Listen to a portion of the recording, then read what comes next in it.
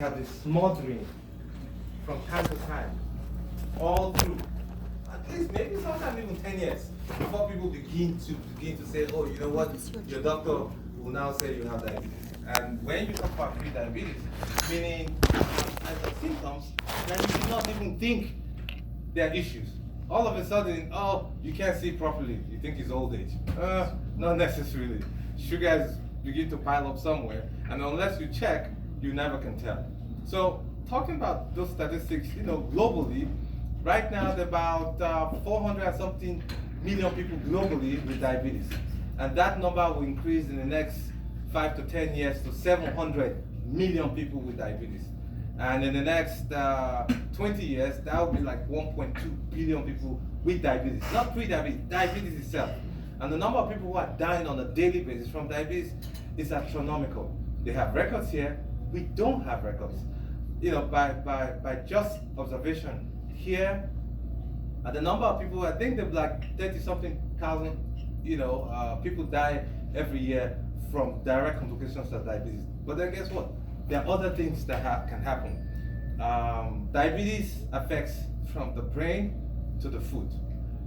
Now, signs and symptoms, those are what it is. Now, if you want to describe what diabetes is, now, there are two definitions. If you have what they call A1C, A1C is the hemoglobin concentration, what your sugar has been carrying for the last 3 months.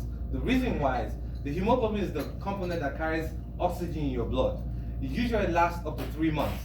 Now, it picks up sugar because the cell eats, it thrives on sugar. Everything we do thrives on sugar. Without sugar, nothing can live. So that cell thrives on sugar, and that cell lasts 3 months.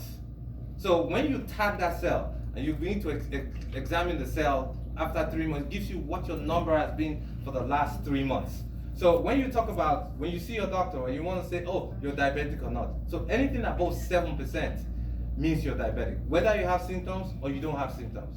Now, if you do a fasting sugar and we check out your sugar today and it's 126 and above, then you have symptoms, meaning you're peeing a lot.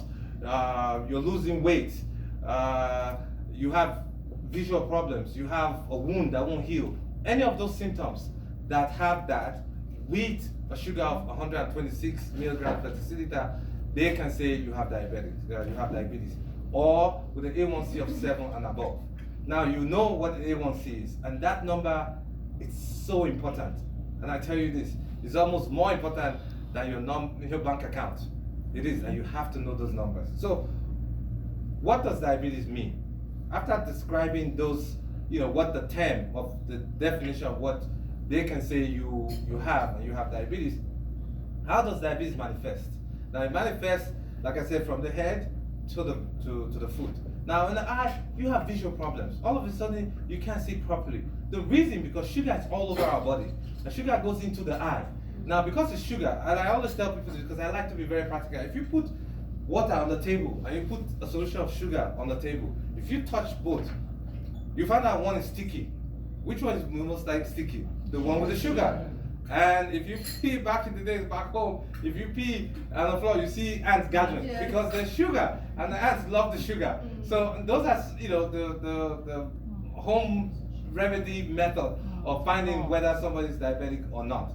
Now, from the eye, like I said, the sugar is inside the globe of the eye because the eye eats too. It's a tissue. So once it goes there, as you say, it gets sticky, the osmotic pressure gets higher, so it changes the reflection. Because when you see light, it goes into the eye and passes through, it gets reflected. Now once it goes there, because it's so thick, it reflects it bends the light, so you can't see properly. So that's the early signs and symptoms of diabetes as well. If you can't see properly, just don't think, it's old age. Go see your eye doctor. Sometimes they'll look into your eye and begin to say, oh, there's some changes that are happening with the eye, whereby you can't see, or there's retinal detachment. And that's usually very, dangerous disease itself because they have to patch it and people lose their eyesight. A lot of people lose eyesight on a daily basis from diabetes. As a matter of fact, I was in Kenya 3 years ago and I met one of the ophthalmologists. He was alarmed with the number of people who were losing their eyesight from diabetes, and he cannot do anything about it. Unfortunately, they have no equipment or any of those methods to treat. He's seen it on the back end. But the question is, that needs to be prevented from the front end. Now, coming to the brain, you have strokes. People get strokes. And the number one cause of strokes in developed world is usually from diabetes, because again, it's very sticky. So within the vessel, it sticks all the cells together and everything else, and especially if you have cholesterol, it sticks everything together and the blood cannot flow. There's a blockage, stroke. The same thing with the heart. You understand? And GI tract. There's what they call gastroparesis, meaning that the walls, as we sit here, muscles, the intestines are constantly moving, and that's why when you eat over time, it goes down, and you just do number two. Now, diabetes affects the nerves, as a matter of fact. So the nerves supply the intestine, so it blocks the nerve transmission. So instead of moving, let's say at 30 meters per second, it now moves at 20. It now moves at 10 or even 5. So it's gastroparesis. Instead of going like this, it begins to go like this. So those are some of the complications that you can also have. Now, if you talk about the kidney, it's the number one cause of kidney failure in the world. The number two one is what? Hypertension. So diabetes hypertension, that's a double whammy. And if you have the number one cause of kidney failure in the world, and I always tell people this, if you have diabetes, please handle it. Because if you don't, diabetes will handle you, and you don't want that. If you get on dialysis is a disease in itself. 3 months, 3 times a week, you have to sit in the machine 4 to 6 hours a day. That's no life. And if you stay like that, maximum 8 years, somebody's gone, really. I mean, very rarely you see people living up to 12 to 15 years after being on dialysis. Now, if you come down again, for men, erectile dysfunction, big issue. Doc, this thing is not working, man. My wife is going to leave me. And I always joke, like, I know women do not want to joke with those kind of things. If the husband can't perform, it's a big issue. So they come meet me. So first we'll screen for diabetes, and then the next thing again, we'll check for your testosterone level. As you grow older, the testosterone level tends to drop. If it's low, we'll give it shots. Life is better, it's boosting again. Now, down to the leg, wounds that will not heal. Amputation, huge. And it's worse off with people with diabetes. 4 people get their legs cut off in this country every day. 4 people. So as we sit here, at the end of the day, 4 people that have gotten their legs amputated from diabetes, because they had a wound or they can't feel it, because like I said, diabetes affects the nerves. Nerves of the brain, nerves of the heart, when it goes into arrhythmia, because the heart is filled with electrical impulses and everything else. And then nerves of the legs. So it affects the nerves of the legs, you can't feel. And that's why they always tell people who have diabetes, check your feet and make sure there are no wounds. Or put on shoes or soft shoes so that you don't, if you scratch your leg against something, you won't even know. It's bleeding, you won't tell because the nerves are dead. So, and once the nerve dies, and it begins to, get infected, and you have diabetes, it will not heal. So those are signs and symptoms that can present on the on the average stage of diabetes. But one that is very particular, and I always tell people this to pay attention to it, is when you wake up more than 3 to 4 times at night to pee. That's diabetes proving otherwise. You're waking up to pee. It is not normal, especially if you haven't, drank so much water or whatever. If you're waking up more than 3 to 4 times to pee, it is not normal. Please go see your doctor. Now, at the same time, for those who have diabetes, if you are waking 3 or more times to pee at night and you have diabetes and you're taking your medication, that diabetes is not controlled. It is not controlled. There's no way you can say that. Because everything you eat, the sugar and all that is peed through the urine. So, and the urine, the kidney is filtering the sugar constantly and trying to get rid of it. So those are some of the issues that happen. Now, why is it important for us as black people? And I'll tell you why. For those who do not know, life actually began in Africa. Anybody believe that? Yes. Yes, the white man has proven it. Life began in Africa. Because you know why? Each and every one of us share the same kind of gene. And we call it the black gene. But guess what? So also is every 7.3 billion people who are on Earth today, because there are about 7.3 billion, share the same black gene. But guess what? You do not share a white gene. You don't. So there's something that came out of us that became them. You understand? And that's why. Because if you look at Africa, Central Africa, people began to move up. They described the M gene, the M1 gene, the P52 gene, and as they moved on, to those who came to America way before the white man came, the Indians, and those who went to Europe, and those who went to Asia, as it began. If you look at Africa, I'll tell you why I'm bringing in this important, and because the essence is this, and I tell people this. If you do not know your history, you're like a branch that does not know it's part of a tree. And what happens to that tree? It will wither and die. If you do not know your history, you will wither and die away. Because, again, we kept all our history, they kept written history. And that's why a lot of time was so lost. So if there's anything else you want to push on, you push on your history. And your history entails everything else, including your family history, including your health history. Because one of the biggest issues that we have as a people, and I'll tell you this, as black people, we do not tell our stories. We don't tell our stories. You're diabetic, you didn't tell your children. You didn't tell your sister. Because whose DNA are you sharing? You're sharing the same DNA with your sister. Your sister has a kidney problem, has not told you. But if he tells you, then you'll be able to take steps to prevent you from becoming, having kidney problem. If you look around the family history, and that's why when I find people who are diabetic, I always ask you, in your family, what complications did your mom have or your dad? Because that's a likely complication that you too will have. If they went blind, you most likely will get blind. You will not get amputation. But if they get kidney failure and they end up dialysis, that's what most likely will happen to you. So when you know that, then you begin to take steps to prevent that. Now, talking back to history, if you remember what I said was, in Africa, diabetes was described, Africa was described as a continent without diabetes, right? We didn't have it. Now it's growing. Why is it growing? Because back in the days, for a number of reasons, diet has changed. Our diet has changed.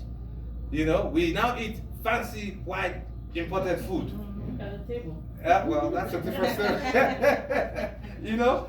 Because guess what? Your DNA from your great-great-grandfather did not eat any of those things. Did not eat macaroni and cheese, Jesus. Indomie. And I've told our parents back home, please stop feeding your children Indomie. When they come from China, you don't even know what those things are. Stop feeding. And I'm sorry to say, I'm not going to say it, because when I gave a talk yesterday about drug addiction as an emerging disease, somebody asked, no, with all what you've said, it's not an emerging disease, it's here. I said, no, it is not here yet. You know why? Because we've seen what is done in this country. We're not there yet. So we're still learning about addiction the way it is back in Africa. The same thing with diabetes. We haven't gotten to where the Western world has gotten yet, because we just started eating the food that they eat. You understand? So it's so important, it's imperative that we begin to pay attention to a lot of all these things. Now, why is it important to us as black people? Black in Africa, black in the Caribbean, black in the US, and black in Brazil. Who else? No. Nigeria has the highest number of population of black people on earth, right? Yeah. As a country. Do you know the second most populous country? Brazil. People do not know that. Outside of Africa, outside Nigeria, Brazil has the second highest number of black people on earth. You know, so as it affects everybody, and it's the same DNA that we all share. Now, if you look at Africa, as you begin to go up from Niger up to Mali to all that, you find that their hair getting thinner, their skin getting lighter. As you go all the way to Europe, and then even go up to the Scandinavian countries, then you see color changes and all that. Those changes that took place as they migrated, the people who migrated off over 800 years ago, they needed to adjust to the changes in their environment. You and I were still there. You understand? We were still there. But it took them over 800,000 years to get to where they are now. Now the white people you see around here are the ones who survived it. Those who did not survive, that get the DNA to adjust to the environment, died off. As a matter of fact, when the Mayflower, who knows about the Mayflower? Mayflowers, yes. When they came here, there were about 60 of them or so that came in the Mayflower. There's a whole long story. Within 30 days, a lot of them died off because they couldn't adjust. You understand? For some reason, people have DNA that, for some reason, they inherited or whatever, that keep them alive. There's reports now of those who have DNA that kept them from having HIV contracted to them. They can't catch HIV because for some reason, nature has built it in such a way that no matter what, human beings will always be here because that's the way God wants it. You understand? So, moving on. Diabetes is new to us. We're not used to all of this. We never did. If you look back in your history when you were a child growing up, you barely could tell anybody who had diabetes. We never did. But it's changing now because our diet has changed. We are living a more sedentary lifestyle. We're not moving.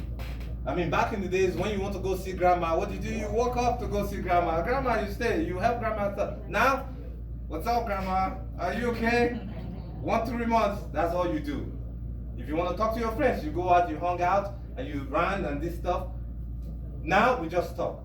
Now, why is that important? Moving. And I tell people this. I'll give you an analogy. Who was the fastest man on earth? There was a black man, Usain Bolt, right? Anybody know Usain Bolt? He was the fastest man. If you look back for the next, he's still the fastest man, but he's retired. That's why I say that. If you look back for the last, up to 1936, they've always been black people. Why do you think black people are faster? There's a reason why. Because we're genetically made like that. You understand? I mean, Jesse Owens in 1936, when they came up and said, oh, we want to do the Aryan race, the white man is superior than the black man. But guess what? He whooped all their butts. He was black. The reason why that we need to move, because we have a different muscle fiber than white folks. Now, as they move the game, all through genetics, the muscle fibers became thinner and longer, and the white muscle fiber tissue was described as a white muscle fiber. We have the brown muscle fiber, and that's why we are who we are. Our step, our stature, and everything else. So, but the difference is this. When they moved up and came up this way, as they genetically modified themselves to survive, they also, some of the things that help them survive is what they call nitric oxide. The white man can produce nitric oxide that keeps the vessels open. We, because we're built back home to live in Africa, we don't have it. We can't produce nitric oxide. But the only time we produce nitric oxide is when we move. So that's why it's important. And I always speak and I talk to all black folks. Please, no matter what you do, keep moving. You just have to find a regimen that supports you. Just do one small exercise every day. Like I always say, Usain Bolt will run for 9.5 seconds or less. But guess what? It takes a few months to get ready for that 9.5 seconds. Now, we wake up every morning and work 8 to 16 hours. Do we get our body ready for 8 to 16 hours? No. You just get out of bed, take a shower, and then you begin to go to work. You don't get the body ready for the day. Meaning by stretching, exercising, little stuff. Like I always say, if you put a bucket here right now, put 1 drop every day, 1 drop, in 3 months, what would it look like? The bucket will fill up. So it's not the amount that you put in, it's the accumulative effect. So that small exercise that you do every day is the 1 drop. So if there's anything you're going to take out of here today, 1 drop is the 1 drop exercise that you do on a daily basis. Because you know why? As black people, that's when your muscle produces nitric oxide. And that nitric oxide is protective of you. It protects your heart, it protects everything. And that's what it is when we say we're black. Look, we're very different from these people. And we begin to know that. The genetic components, the DNA, the everything else. And there's a term called epigenetics that's come up now, that's the environment, how it affects how your body responds to diseases. The way a white man will respond to a disease is different from the way you will respond to a disease. It's different because you have a genetic makeup and a prior exposure from your environment, and you've come into a new environment. There's what they call MS, multiple sclerosis. We know that if you come up to here, age 15 or less, to the developed world, the Western world, you have the same chance of picking up MS like anybody who was born here. But if you come later, age 15 or more above, and you come here like most of us did, your chance of picking the MS is much less than the white person who was born here. And that's why amongst us, you better see our people with MS. Somebody came up today and was telling me, oh, my dad was diagnosed with Maidugari's disease. I'm like, really? Your dad? How come? What happened? That's a white man's disease, like Doc Simio. I said, yeah. But I said, you know what? How long has your dad been here? Oh, 50 years. I said, oh, it makes a difference. So your environment affects you. But one of the ways, two things that will protect you as a black man in this environment. Two main things. If there's anything you're going to take out of here today, one is exercise, because your muscle fiber are different. Two is the sun. Remember, when God built you, He built you to be in Africa. Our skin is not dark for a reason.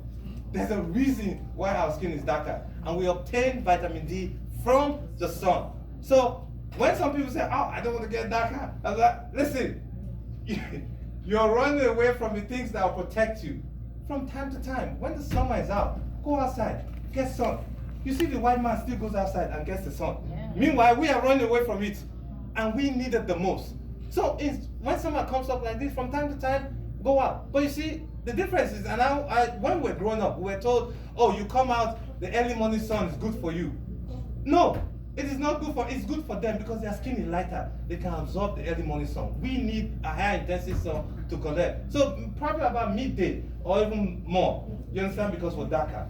You get? So all of these things put together, I'm trying to give you a picture why it's important that you as a black person begin to understand what your body is structured and made like. Because that's what we begin to go out now and tell our people. You understand? Now, there's a recent study that came out that say that as black people, eating vegetable, green leaf vegetable is very important. And this was a study done by a black man. Why? Because it protects the kidney from those who end up into becoming kidney failure, into dialysis. So please, eat green leafy vegetable, because that's what we ate when we were growing up back home, and it protects you. And that was study that was done here by an African American who has shown that this is what's happening to us. So look, at the end of it all, why am I bringing black and diabetes? Because in this country, more black people get heart attack from diabetes than anybody else. More black people get their legs amputated from diabetes than anybody else. More black people get strokes than anybody else in this country. More of us end up for dialysis in this country more than anybody else. But why? Because the diabetes is new to our DNA. Our body, our DNA has not been genetically modified for this disease. So how do you protect it? One, you watch what you eat, the diet. Two, you move, you exercise. Three, you get the sun. And four, share your history with your family. Thank you.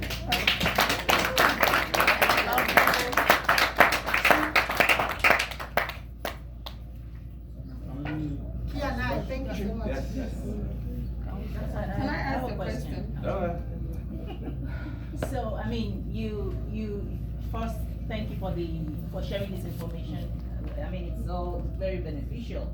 I just wanted to ask, especially for those of us that live in the very cool climate in the US, you said something very important about vitamin D. I know, personally, I do everything, as far as maintaining my vitamin D levels. But I noticed that at some point, when I go for my physical, it's always like the level is low. My vitamin D level is low, And then I just came to the conclusion that, okay, so during the winter months, even with the vitamin D, like what would you advise or suggest, that we do in order for that vitamin D level to stay at the optimal level and not just dwindle as we get into the winter months? So, that vitamin D, a lot of the time back in the days, we used to get really frustrated. I remember growing up, people here too, we get frustrated. Somebody, especially women, they come, oh doc, I feel run down. I just don't feel, so we're like, oh, the first thing we do is check your thyroid to see if your thyroid is low. We check that thyroid is normal until we found out that diabetes, vitamin D is the one that's responsible for very, they call it anhedonia. If your vitamin D is low, the lower it is, the chance of you feeling depressed, feeling drained down. So if you keep the present vitamin D,